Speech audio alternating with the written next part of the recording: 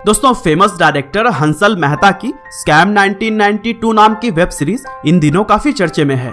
दरअसल यह कहानी है हर्षद मेहता की, वही हर्षद मेहता जिसे एक जमाने में स्टॉक मार्केट का अमिताभ बच्चन कहा जाता था। करीब 5,000 करोड़ का घोटाला करके हर्षद ने उस समय पूरे भारत को हिला दिया था। हालांकि एक गरीब गुजराती परिवार में जन्म लेने वाले हर्षद की जेब तो खाली थी, लेकिन उसके आंखों में सपने भरे थे और फिर अपनी मेहनत और दिमाग का इस्तेमाल करके वह स्टॉक मार्केट के बिग बुल कहलाए। लेकिन अपने सपने को पूरा करने के लिए हर्षद ने इतने सारे घोटाले कर दिए कि आज भी हर्षद का नाम भारत के सबसे बड़े घोटाले में गिना जाता है। हालांकि आज के इस वीडियो में हम जानेंगे कि आखिर हर्षद मेहता के बाद से आज उनकी फैमिली कहां और किस कंडीशन में है। लेकिन शायद बहुत सारे लोगों ने अभी तक हंसल मेहता की इस वेब सीरीज स्कैम 1992 को नहीं देखा होगा, और उनके लिए मैं पहले तो हर्षद मेहता के लाइफ और स्कैम के बारे में शॉर्ट में बताना चाहता हूं। तो दोस्तों, 1954 में गुजराती परिवार में जन्मे हर्षद मेहता ने बचपन में अपना ज्यादातर समय छत्तीसगढ़ के रायपुर में बिताया और रायपुर से स्कूल की पढ़ाई करने के बाद से वह वापस मुंबई आ गए और लाजपत राय कॉलेज से बीकॉम की पढ़ाई की। हालांकि पढ़ाई के बाद कोई अच्छा काम न मिल पाने की वजह से वह हाजिरी कपड़े बेचने से लेकर डायमंड चुनने का भी काम करने लगे। और फिर स्टॉक मार्केट में हर्षद की एंट्री तब हुई जब उन्होंने the new India insurance company में नौकरी करनी शुरू की।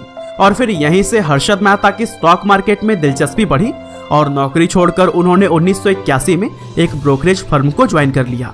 और फिर धीरे धीरे आगे चलकर 1990 तक Harshad Mehta Indian stock market का एक बड़ा नाम बन चुके थे। दरअसल कहा जाता था कि हर्षद मेहता जिस भी चीज को छू देता वो सोना बन जाता था, और उसे उस टाइम स्टॉक मार्केट का अमिताभ बच्चन और बिग बुल के नाम से भी जाना जाता था।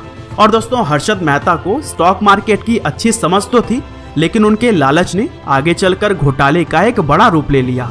एक्चुअली हर्षद ने बैंकिंग सिस्टम की खामियों का फायदा उठाया और बहुत सारा पैसा बैंक से लेकर शेयर मार्केट में लगा दिया।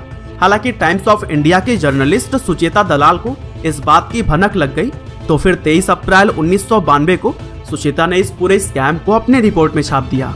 और फिर जब घोटाले सामने आने लगे तब जिस तेजी से स्टॉक मार्केट उठा था उतनी ही तेजी से वह नीचे गिर गया, जिससे कि बहुत सारे हर्षद मेहता को फॉलो करने वाले लोग पूरी तरह से बर्बाद हो गए। और दोस्तों, मुंबई की दलाल स्ट्रीट से लेकर नई दिल्ली में संसद तक इस घोटाले की गूंज सुनाई देने लगी। और फिर जब इस स्कैम की जांच के लिए टीम बनाई गई तब नवंबर 1992 में सीबीआई ने हर्षद मेहता को गिरफ्तार कर लिया। साथ ही इस घोटाले में उनका साथ देने वाले उनके भाई अश्विन को भी कस्टडी में ले लिया गया था। और दोस्तों, घोटाले का पर्दाफाश हो जाने पर हर्षद मेहता पर 72 क्रिमिनल चार्जेस लगाए गए। साथ ही करीब 600 सिविल केसेस भी उनके खिलाफ फाइल किए गए। लेकिन 3 महीने बाद ही मेहता और उनके भाई जमानत पर रिहा कर दिए गए थे। हालांकि जेल से बाहर आने के बाद से हर्षद मेहता ने खुलासा किया कि उन्होंने उस समय के प्रधानमंत्री पीवी नरसिम्हा राव को 1 करोड़ रुपए उनकी पार्टी में दिए थे, लेकिन यह बात कभी भी साबित नहीं हो सकी थी। और फिर अक्टूबर 1997 में स्पेशल कोर्ट ने मेहता के खिलाफ सीबीआई के द्वारा लगाए गए 72 आरोपों में से 34 को मंजूरी दे दी, जिससे कि सितंबर 1999 में बॉम्बे हाई कोर्ट ने मेहता और 3 अन्य लोगों को 5 साल की सजा सुनाई। हालांकि एक बार फिर से उन्हें जमानत तो मिल गई थी, लेकिन दोबारा 2001 में किसी केस में हर्षद मेहता को गिरफ्तार कर लिया गया। और फिर आखिरकार 31 दिसंबर 2001 को 47 साल की उम्र में तिहाड़ जेल में हार्ट अटैक की वजह से हर्षद की मौत हो गई। लेकिन दोस्तों, चलिए अब हम बात कर लेते हैं वेब सीरीज के अंदर दिखाए गए हर्षद के फैमिली के बारे में कि आखिर हर्षद मेहता के मौत के बाद से उनका क्या हुआ। तो दोस्तों, हर्षद के मौत के बाद से भी बहुत सारे केसेस उनकी फैमिली को लड़ना पड़ा।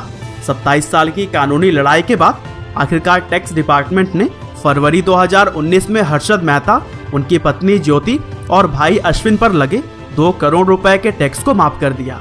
और इसी साल हर्षद की वाइफ ज्योति ने किशोर जनानी और फेडरल बैंक के खिलाफ लड़ रहे एक केस को भी जीत लिया था, जिसमें कि हर्षद मेहता की फैमिली को किशोर जनानी और फेडरल बैंक की तरफ से 6 करोड़ रुपए 18% ब्याज के साथ देने के लिए कहा गया।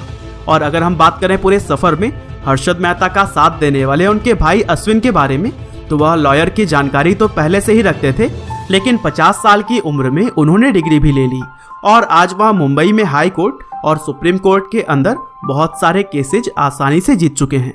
साथ ही उन्होंने अपने कमाए हुए पैसों में से करीब 1700 करोड़ रुपए बैंक्स को भी दे दिए, जिसमें कि हर्षद का नाम जुड़ा हुआ था। और दोस्तों, स्टेट बैंक ऑफ इंडिया के घोटाले से हर्षद का नाम तो तभी हट गया था जब उनकी डेथ हुई थी, लेकिन अश्विन 2018 तक अपने केस को तब तक लड़ते रहे जब तक उन्हें स्पेशल कोर्ट ने राहत नहीं दे दी थी। साथ ही हर्षद के बेटे अतुर मेहता के बारे में कुछ खास जानकारी तो नहीं है, लेकिन 2018 में BSc listed textile company fair deal filaments में उन्हें एक बड़ा स्टॉक खरीदते हुए नोटिस किया गया था। साथ ही कुछ सोर्स बताते हैं कि अतुर स्क्वायर ऑफ नाम की एक कंपनी के को फाउंडर और सीटीओ भी हैं। और दोस्तों, सुचेता दलाल को आगे चलकर 2006 में पद्मश्री के अवार्ड से भी नवाजा गया था और उन्हें भी आप रियल फोटोज में देख सकते हैं। तो दोस्तों, यह थी हर्षद मेहता और उनके फैमिली की कहानी। आपने अभी तक हर्षद मेहता की वेब सीरीज देखी कि नहीं, हमें कमेंट करके जरूर बताइएगा।